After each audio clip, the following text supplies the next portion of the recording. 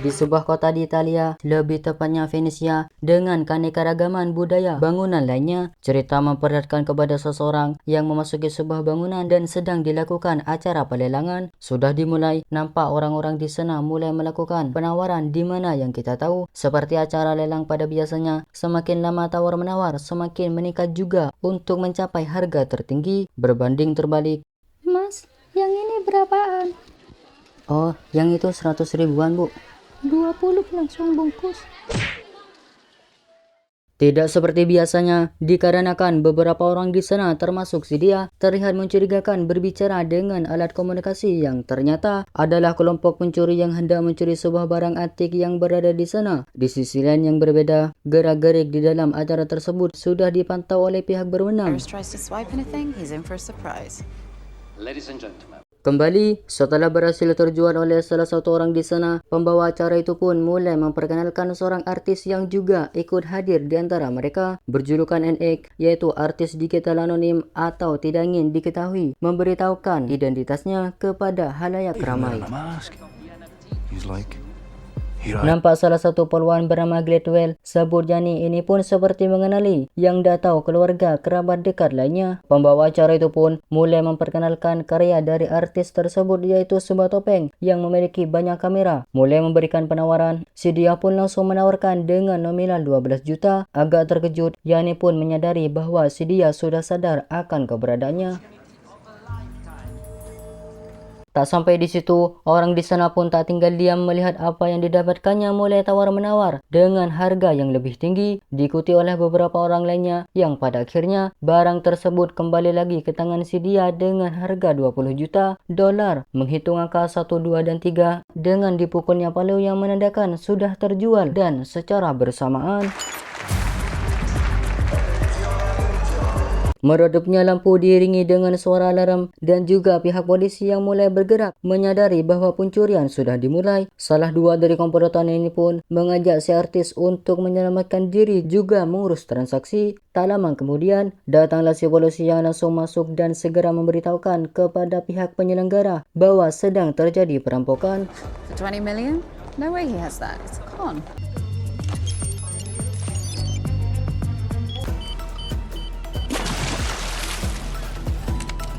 Tidak menemukan pelaku di lokasi, Yani pun mencari di luar bangunan dan berhasil menemukan dengan menanyakan sebuah speedboat. Terlibat kejar-kejaran antara keduanya. Yani yang berada di belakang tak hentinya diganggu oleh salah satu komplotan sebagai peretas hingga sampai di bibir pantai, menekan tombol yang membuatnya sebuah tembok. Rencana yang sudah disiapkan dengan matang, terarah, terperinci, dan beberapa orang dengan keahliannya masing-masing membuat rencana mereka.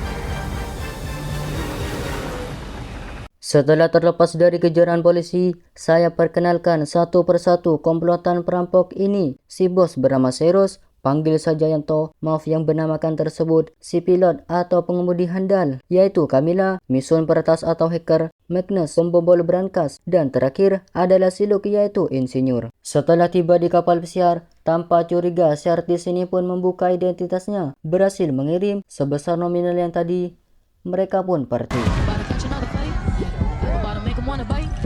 Malamnya Yani pun memutar ulang rekaman video di acara pelelangan tadi. Tak lama setelah ia melihatnya, ia pun mendapati seseorang yang berpura-pura pincang dengan senyuman yang diperlihatkannya. Hilangnya artis terkenal tersebut, stasiun televisi pun mulai ramai memberitakan dengan kasus penculikan. Berpindah ke artis itu sendiri. Setelah melihat bahwa dirinya diberitakan diculik, ia pun bertanya kepada mereka, "Loh, ini apa ini? Bukankah tadi kita sedang bertransaksi?" "Iya, tadi kan kami sudah mengirim ke rekeningmu. Lalu mengapa aku diberitakan diculik?" Dengan jawaban bahwa kami hanya selamatkan seni dari pemilik tak layak.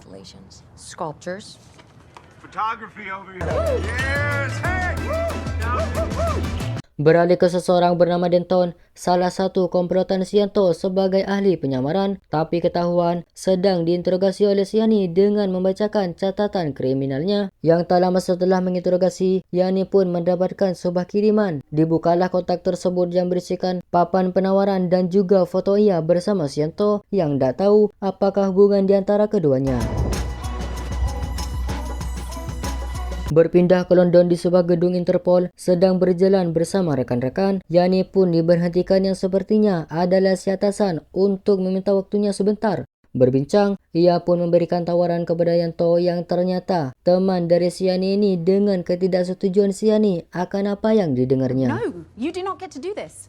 Si dia pun mulai menjelaskan yang menjadi si target kali ini adalah seseorang bernama Lars Jorgensen, seorang bankir yang sudah terlibat banyak kriminal seperti sogok menyogok, korupsi, mengkill orang-orang, yang intinya adalah orang yang menghalalkan segala cara untuk sebuah kertas bernamakan uang. Menangkapnya adalah hal susah selain kurangnya bukti, juga atas nama besar dan jabatannya. Banker who was legit, then began putting his money into terror groups.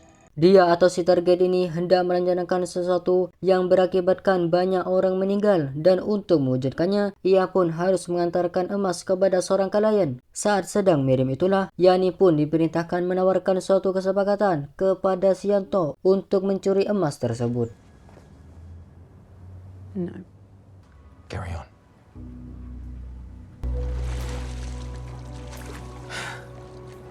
Setibanya di kediaman dengan sebotol minuman yang diambilkan, si Yani pun langsung berbicara tentang rekan si Yanto yang berhasil ditangkap dan tidak menutup kemungkinan dirinya juga akan. Dan terungkaplah alasan kedekatan di antara keduanya adalah kasmaran dengan menanyakan apakah kau akan menangkapku. Alih-alih menangkap, Yani pun memberikan penawaran seperti yang kita dengar tadi. Menolak adalah jawabannya setelah mendengar siapa si target, namun $500 million worth.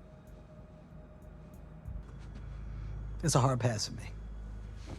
Yani pun akan memberikan imbalan akibat apa yang dilakukannya, yaitu kekebalan hukum. Semua jejak kriminal si Yanto dan timnya akan dihapus. Kau bisa melakukan apapun tanpa harus khawatir ada yang mengejar. Nampak berpikir, Yanto pun memiliki sebuah syarat, yaitu si agen Yani ini juga harus ikut dalam misi. Takutnya pihak Interpol akan meninggalkan mereka jikalau terjadi masalah. Agent Gladwell.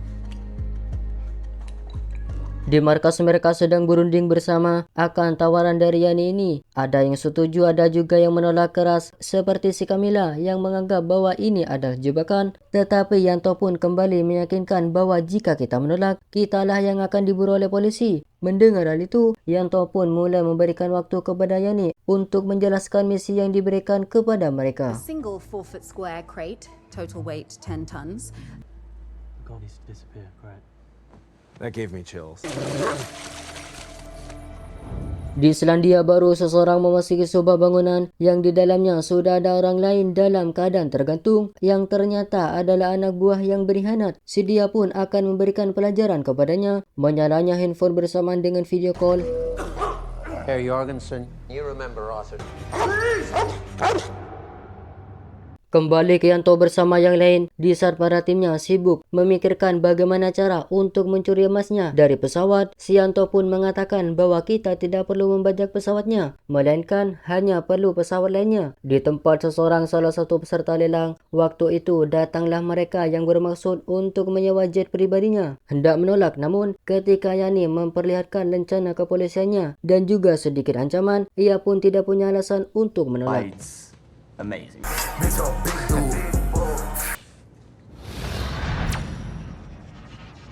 Di sebuah bangunan yang terlihat bangkai pesawat yang bertebaran dengan pesawat jet tadi yang sudah dipindahkan. Magnus, yaitu si pembobol, memperlihatkan lasernya kepada mereka berdua untuk membobol berangkas yang mereka target. Si pilot handal kita, yaitu si Camilla, yang sedang simulator pesawat yang akan dikendarainya. Si Luke yang diperintahkan untuk memasang kamera menggunakan topeng karya dari artis NX. Denton yang mencoba menyamar, sementara Misun sedang melakukan sesuatu agar pesawat jet ini tidak terdeteksi oleh radar. Dan rencana mereka adalah akan merubah tampilan pesawat ini agar tak terlihat radar, dan fungsi dari pesawat jet yang mereka sewa adalah sebagai pengganti agar tidak dicurigai, dan akan merubah arah tujuannya dengan membobol berangkas secara bersamaan. Masih saja bermusyawarah, salah tiga dari mereka dalam menyelesaikan masalah radar. Yanto pun mengemukakan pendapatnya, kalau tidak bisa meretas teknologinya, kita retas saja orangnya. Atau kita butuh orang di bagian kontrol. Tapi siapa? Dengan jawaban bahwa Yani I know ada. someone. mulai berbincang dengan seseorang bernama Harry dan menceritakan apa maksud dan tujuannya, yaitu agar mengabaikan gangguan saat penerbangan kepada pilot. Jawabannya tentu saja menolak karena tidak ingin masuk penjara, namun jika uang sudah bicara, dia pun bisa apa. I'll pay you $1 million. Selesai dengan masalah itu, mereka pun bertemu dengan si komandan Yani. Ketika sedang, ia pun mengabarkan salah satu mata-matanya, yaitu orang yang digantung waktu itu, telah ditemukan di 6 kantong tas berbeda. Oleh karena itu, si Jorgensen pun memajukan pengiriman emasnya menjadi 10 hari lagi. Mendengar hal itu, Yanto pun langsung mengurungkan niatnya karena timnya masih belum siap dan juga akan membahayakan keselamatan mereka. Namun, si komandan ini pun mengancamnya jikalau membatalkan, maka tinggal menghitung hari untuk berada di balik jeruji besi. See you back in London. Setibanya di markas, Yanto pun mulai menceritakan masalah tadi dan berbicara kepada timnya bahwa cukup sampai di sini saja misi kita kali ini dan akan melakukannya sendiri karena tak ingin membahayakan keselamatan para timnya. Ekspresi kebingungan mereka semua, namun setelah berpikir dan melewati masalah bersama dan juga rasa pertemanan yang tinggi, satu persatu para tim pun tak mau berhenti di tengah jalan dan memutuskan untuk ikut juga. Si Luke yang mengangguk agak-agak ragu. Yeah, me too. I'm impressed. My portfolio. Mason pun selesai akan tugasnya, yaitu membuat alat yang tak terdeteksi oleh radar. Tetapi masalah baru muncul, yaitu tempat untuk menyimpannya saat di pesawat. Yani pun mengatakan, mengapa kita tidak pisahkan saja dan berikan kepada masing-masing dari kami untuk merakitnya kembali saat di pesawat. Yanto pun mulai menjelaskan rencananya dan apa-apa yang harus dilakukan, juga mereka yang mempersiapkan dengan keahliannya masing-masing. Kekompakan kerjasama di antara mereka membuat rencananya selesai tepat waktu dan berhasil melapisi pesawatnya agar tak terlihat oleh radar. So you think you can fly it? I guess we find out tomorrow.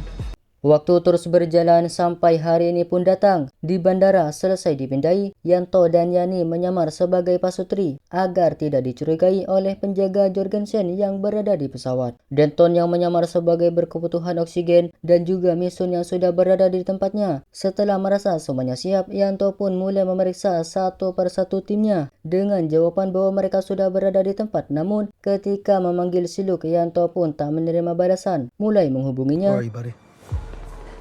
I'm sorry, Keraguan Luke waktu itu berimbas pada ketidakikutsertaan dirinya dalam misi ini dan meminta maaf kepada bosnya. Mason pun mengatakan kepada Yanto akibat dari tidak adanya si Luke ini rencana mereka sedikit terganggu, namun dengan yakinnya Yani pun mengatakan akan menggantikan posisi dari si Luke, yaitu memasang alat yang masing-masing mereka bawa. Si Camilla sendiri yang sudah siap akan pesawat jetnya.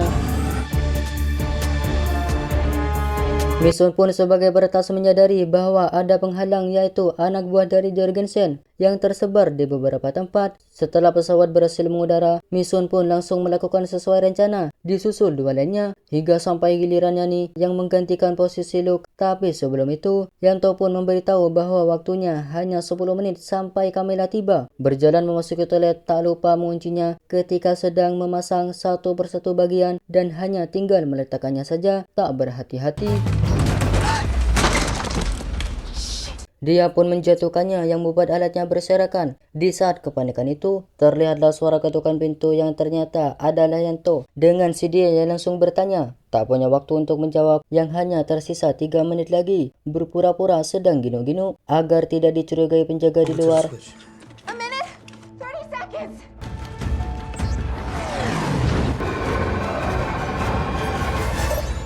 Di ruangan kontrol udara, Harry pun yang melihat bahwa mereka sedikit terlambat langsung dicurigai oleh si rekan yang menanyakan adanya 2 pesawat di radar, apakah perlu memanggil bantuan. Namun Harry pun menjawab mungkin itu hanya gangguan. Darcy? Excuse me. Wow.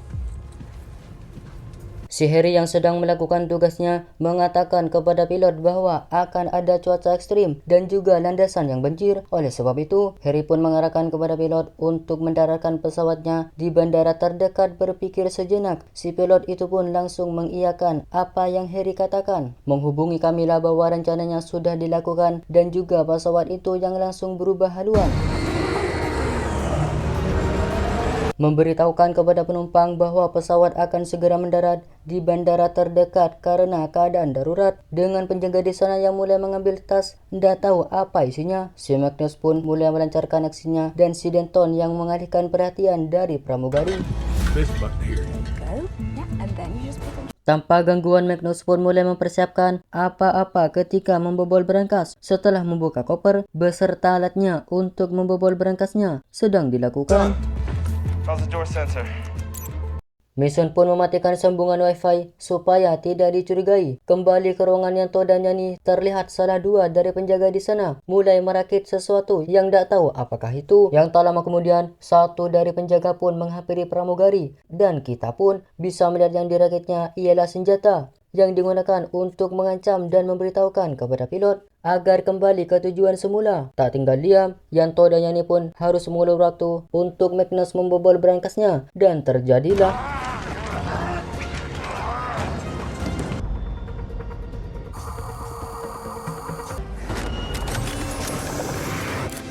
Di saat mereka sibuk akan gelitnya, Magnus pun dengan usahanya yang tidak mengkhianati hasil, dia pun berhasil membobol berangkasnya. Mereka pun masih terus saja berlanjut di saat memungut kembali pistol rakitan yang terjatuh dan mengarahkannya kepada Yani. Yanto pun dengan cepatnya menghentikan yang membuat mereka berhasil dikalahkan. Sedang menuju posisi berangkas berada membuka tirai.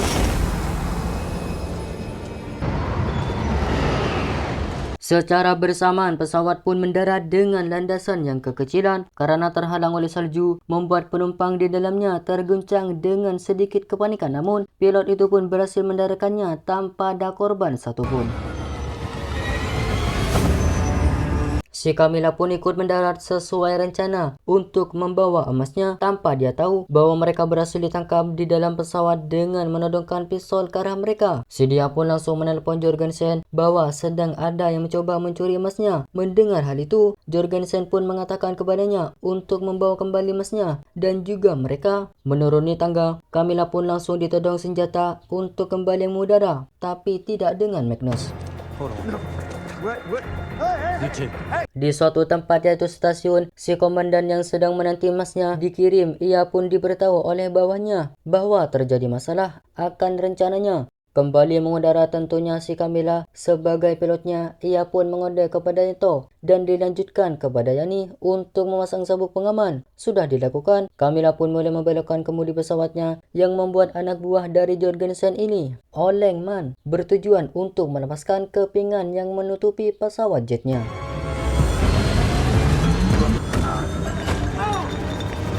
Si Magnus yang hendak dieksekusi berhasil merebut pistol dan menyabotasenya. Tanpa curiga, si penjaga itu pun mengambil dan mengarahkan kepadanya. Namun,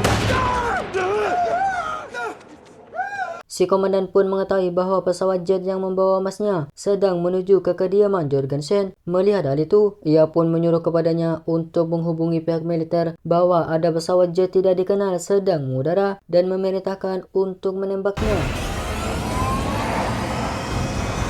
Di kediaman Jorgensen sendiri, ia pun kedatangan tamu yang ternyata adalah suruhan orang yang menanti emasnya. Seperduduknya, dia pun mulai berbincang dan mengabarkan bahwa emasnya akan tiba tak lama lagi. It will be here within an hour.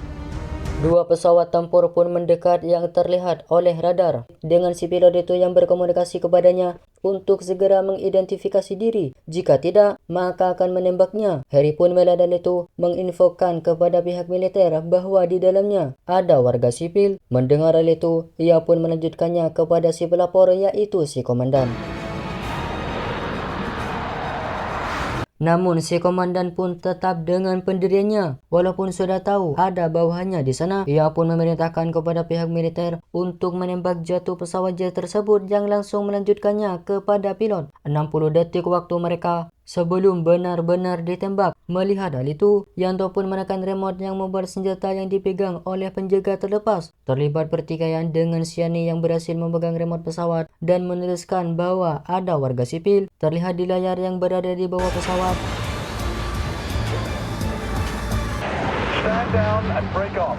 Berhentinya pesawat tempur itu mengejar, lain bedanya di pesawat Camilla. Mereka pun terus saja saling melayangkan pukulan. Satu penjaga itu yang menuju ke ruang kemudi untuk memerintah kepada Camilla agar menormalkan kembali pesawatnya. Namun Camilla pun mencoba melawan tapi tidak sebanding dengannya. Akibat dari pesawat itu pun hilang kendali juga dengan Yanto yang menyuruh kepadanya nih untuk membuka pintu pesawat yang membuat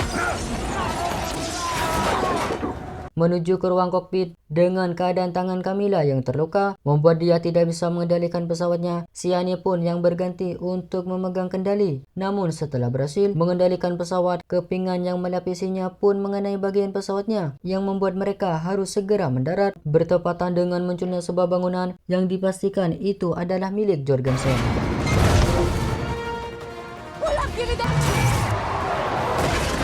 Walaupun berhasil selamat, mereka pun jatuh bak di kandang singa. Langsung ditodongkan pistol oleh penjaga di sana. Si Jorgensen dan juga si klien langsung turun dan menanyakan siapakah mereka. Tak beberapa lama setelah menelpon, klien itu mengetahui bahwa salah satunya adalah Interpol dan mengurungkan niatnya untuk bekerja sama. Namun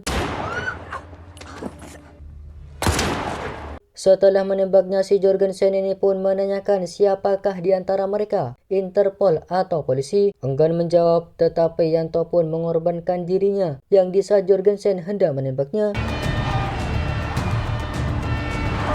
Datanglah polisi di waktu yang sangat tepat sekali menyergap mereka. Si polisi itu pun mulai menanyakan siapakah yang bersalah. Siani pun memberitahu bahwa dirinya adalah Interpol. Namun Jorgensen yang licik ini pun memutarbalikan fakta bahwa mereka adalah penyusup. Tetapi tidak hilang akal, Yanto pun mengatakan sesuatu kepada Misun yang sudah merekam kejadian tadi. Tak bisa berkutik.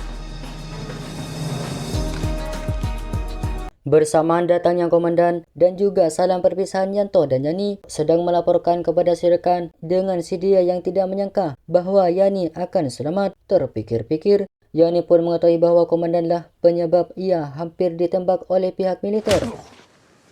Ia pun berhenti. You need a lift? Beberapa minggu kemudian, sebuah mobil pun berjalan dengan dua orang yang berada di dalamnya, yaitu Yanto dan Yani. Sedang berbincang, Yanto pun mengatakan bahwa ia telah mencuri emasnya. Bertanya-tanya, Yanto pun menjelaskan bahwa ketika ia dan Yani pergi ke tempat Harry, para tim pun membuat emas tiruan dan di saat Magnus membobol berangkas, ia menukar emasnya itu dan si Luke bukan tanpa alasan dia tidak ikut karena dialah yang mengamankan emas aslinya, sementara si komandan itu pun tidak mendapatkan apa-apa. Di sebuah tepian danau yang sudah ada para tim yang lainnya. Setelah bersalam sapa, Luke pun memberikan sebuah remote untuk mengeluarkan emasnya yang berada di dalam air, memberikannya kepada Yani. Ia pun dengan ragu-ragu menekan tombol yang membuat mereka semua senang. Tapi tak bertahan lama karena mereka harus membayar kerusakan kecil pesawat yang disewanya. Tidak akan ada kejahatan melainkan adanya kesempatan. Menghukum tidak terlalu memiliki efek jerat, tetapi mencegah lebih baik daripada mengobati.